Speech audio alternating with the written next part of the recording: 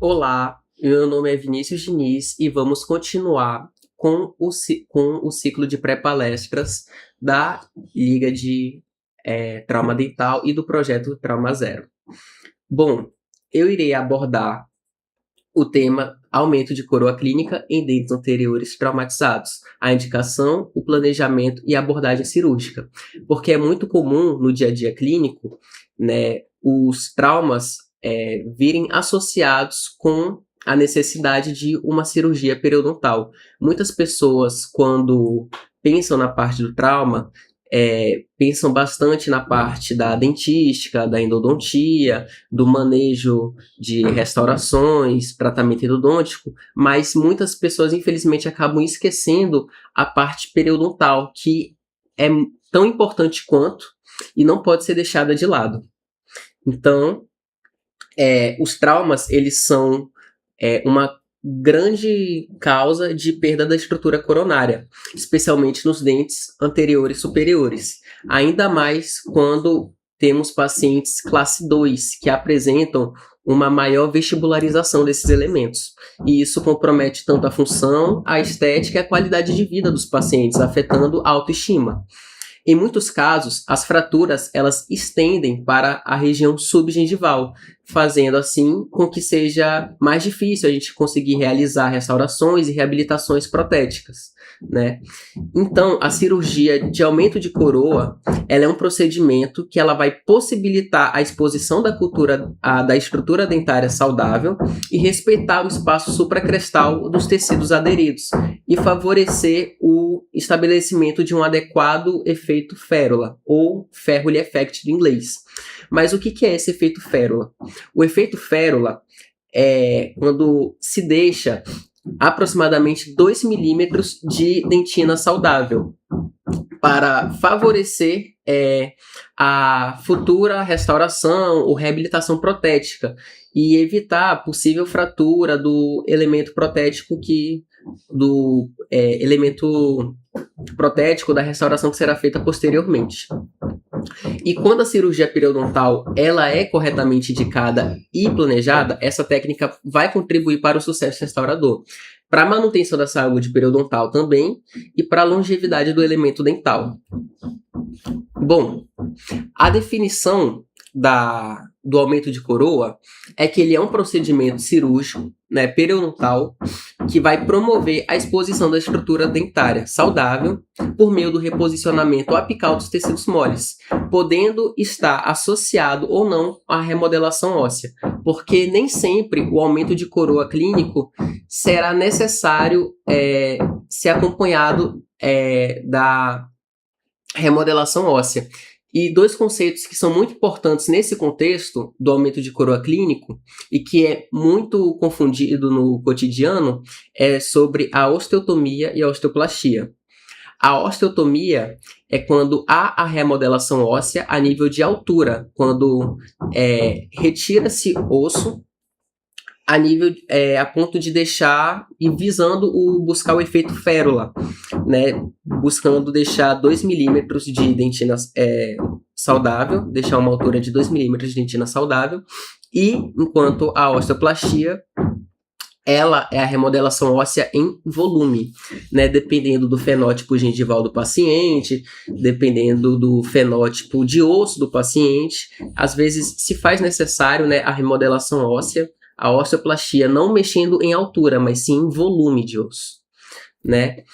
E permitindo, dessa forma, a recuperação do espaço biológico, que é um conceito que vai ser abordado mais posteriormente, a realização das restaurações após o aumento da coroa clínica e as reabilitações dentro dos princípios biológicos. Então, tem como objetivo do aumento de coroa a gente expor o remanescente dentário rígido, restabelecer o espaço supracrestal dos tecidos aderidos e permitir um efeito férula adequado, além de favorecer a retenção e a estabilidade da restauração que nós conseguimos preconizar quando permitimos o efeito férula adequado e preservar a saúde periodontal, que também é muito importante, e melhorar a estética quando for indicado também. Bom, Nesse slide, a gente tem a anatomia do periodonto, porque para a gente fazer o aumento de coroa clínico, é importante a gente reconhecer a anatomia de onde iremos trabalhar. Nessa imagem, nós conseguimos observar o epitélio oral de forma mais externa, o epitélio sucular, o epitélio juncional, a inserção conjuntiva, os ligamentos periodontais e o osso alveolar. Também há a dúvida do que é o espaço biológico e o espaço supracrestal. O espaço supracrestal é um conceito que tem entrado em desuso na periodontia, mas ainda é comum de encontrar por aí. Bom, o espaço biológico é o que compreende-se a inserção conjuntiva e o epitélio juncional, enquanto o espaço supracrestal é o espaço todo acima do osso, ou seja, a inserção conjuntiva, o epitélio juncional e o epitélio sucular. No espaço biológico não é mais incluído o epitélio sucular, deixando apenas o epitélio juncional e a inserção conjuntiva. A gente somando a inserção conjuntiva, que é aproximadamente 1,07, o epitélio juncional, que é 0,97, e o epitélio sucular, que é 0,69, a gente vai ter um valor estimado de 2,73 milímetros, que a gente acaba arredondando para 3 milímetros. E é por isso que nós buscamos deixar a profundidade de sondagem, a gente visa como o saudável na profundidade de sondagem, ali de 2 a 3 milímetros.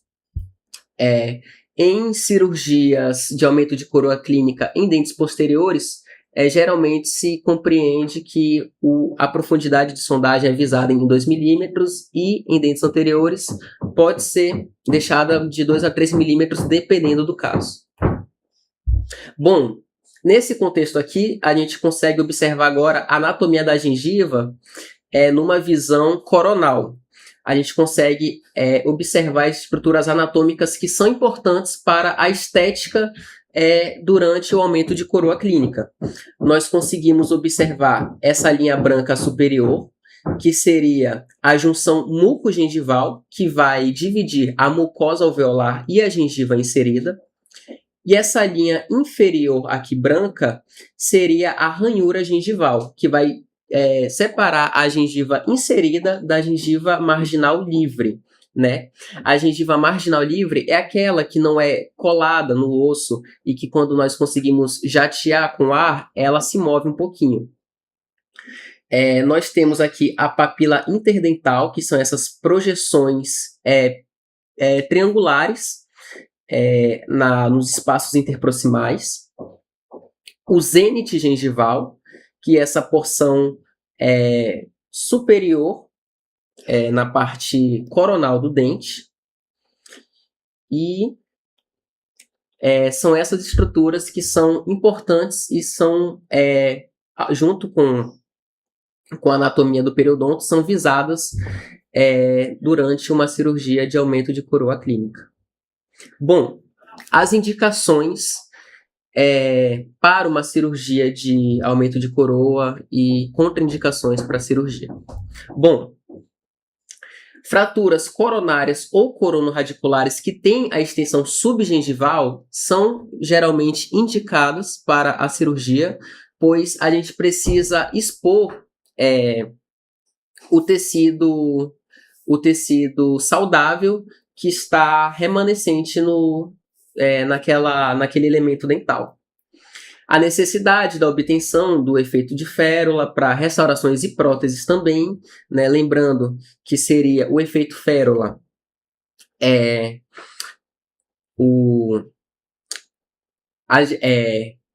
deixar a 2 milímetros de dentina saudável para favorecer a estabilidade e evitar possíveis fraturas em elementos protéticos que podem ser feitos posteriormente à cirurgia.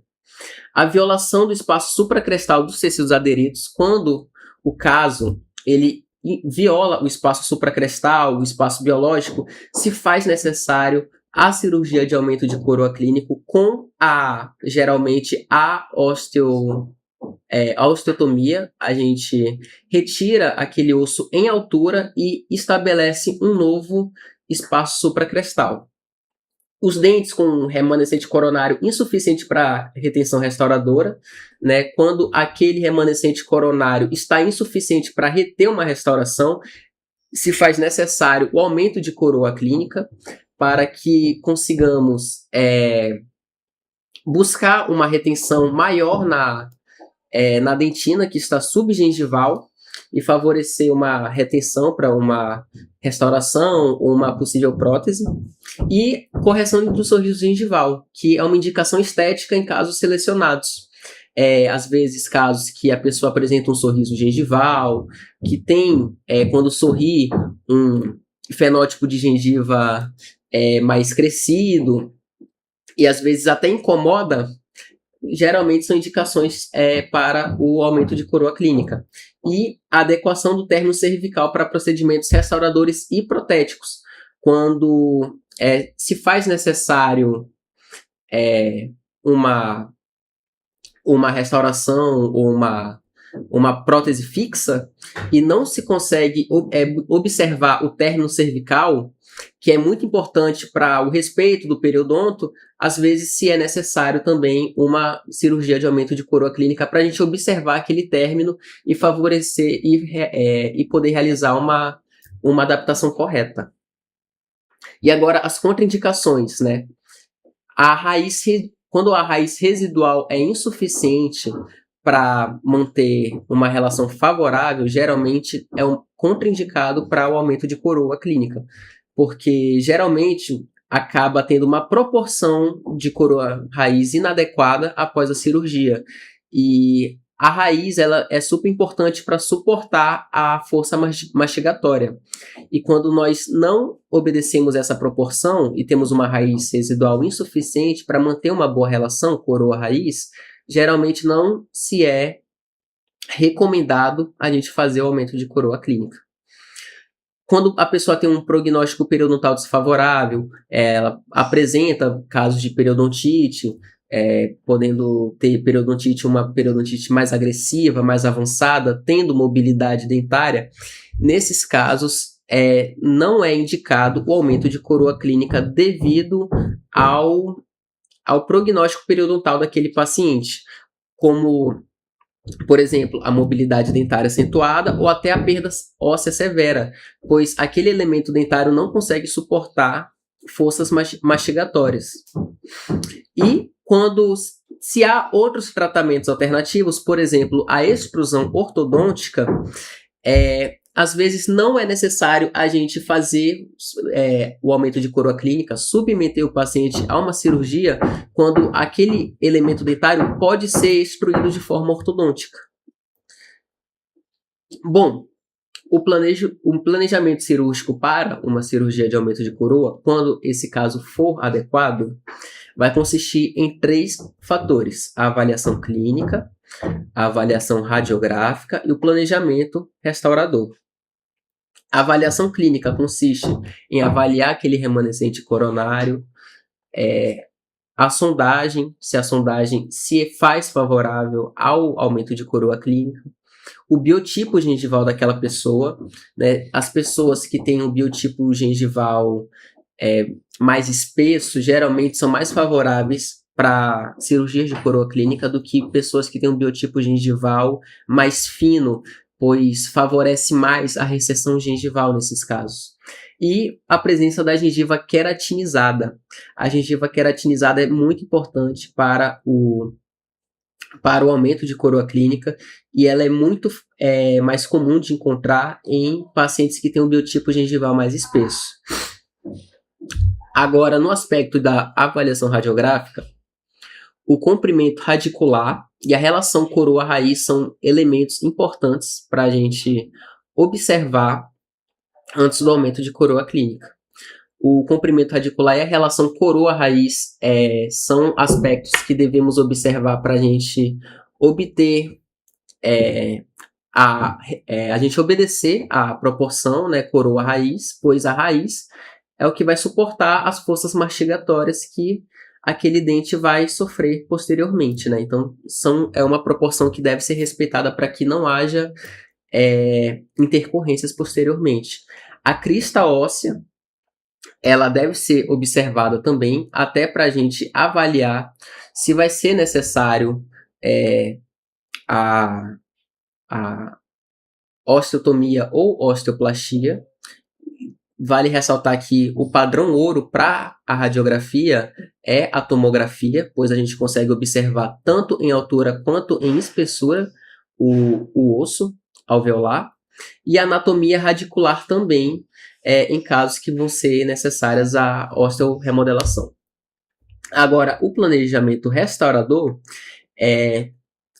devemos observar, né, sempre buscando o efeito férula ou Ferroli effect, né, que é deixar pelo menos um espaço de 2 milímetros de dentina saudável para receber aquela restauração, aquela prótese, preservar o espaço biológico, o espaço supracrestal, e temos que observar se será necessário realizar um tratamento endodôntico após o aumento de coroa clínico, se a pessoa tem um prognóstico favorável para aquele dente, né? Se aquele dente que está ali em investigação para o aumento de coroa clínica, ele vai ter um prognóstico favorável, se ele vai conseguir ser mantido em boca por um longo período de tempo.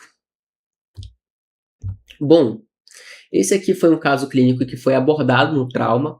A gente consegue observar que esse caso clínico não foi em si um trauma, mas foi uma cárie, né, uma classe 5, que se estendeu a nível subgengival. A gente consegue observar aqui presença de tecido amolecido, de coloração amarelo acastanhada. A gente consegue observar aqui, nessa margem cervical do dente, um halo esbranquiçado, indicando uma desmineralização da estrutura dentária, indicando uma atividade de cárie ainda. E, devido à extensa lesão de cárie, foi indicado o aumento de coroa clínico. Bom, aqui é uma fotografia transcirúrgica durante o momento da cirurgia. Vale ressaltar aqui, em cirurgias de aumento de coroa clínica, devemos preconizar uma cirurgia, um procedimento atraumático, para favorecer tanto a recuperação do paciente quanto a recuperação gengival, que costuma, né, depende dos casos, mas costuma ocorrer de 3 a 6 meses após a cirurgia, a recuperação periodontal. Então, a gente consegue observar que foi feita uma incisão sucular, intrasucular, né? Devemos evitar a cirurgia, incisões relaxantes durante a cirurgia de aumento de coroa clínico, e nós conseguimos observar o osso alveolar e o resto da extensão da lesão cariosa.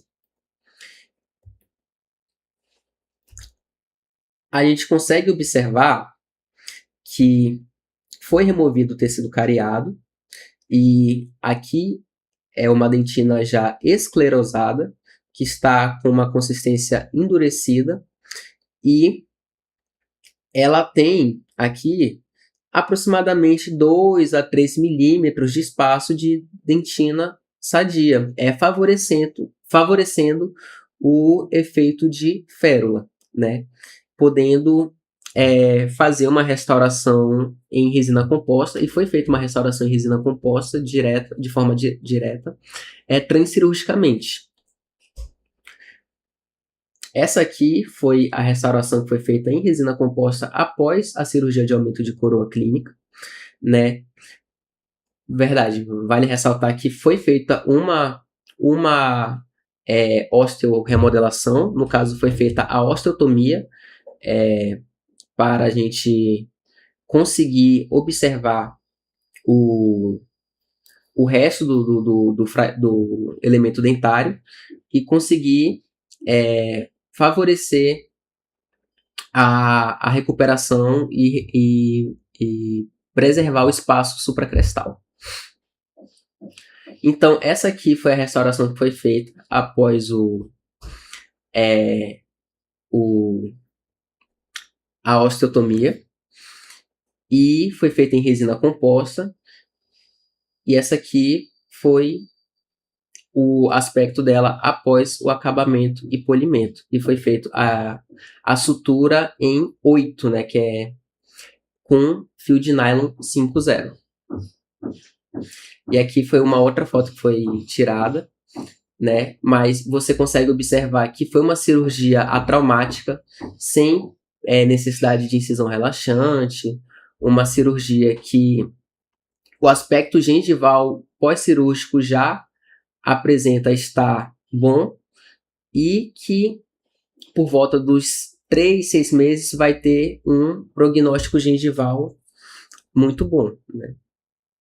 E a conclusão da aula é que o aumento de coroa clínica é uma importante alternativa para a preservação de dentes comprometidos por fraturas ou lesões subgengivais. E o sucesso do procedimento vai depender de um planejamento criterioso, respeitando o espaço supracrestal dos tecidos aderidos, a relação da coroa raiz e o efeito férula.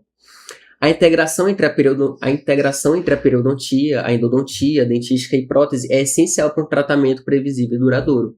Quando corretamente indicado, o aumento de coroa clínica vai possibilitar a reabilitação funcional, estética e biológica do elemento dental, contribuindo para a sua longevidade. Essas foram as referências que eu usei para a aula. E é isso. Muito obrigado.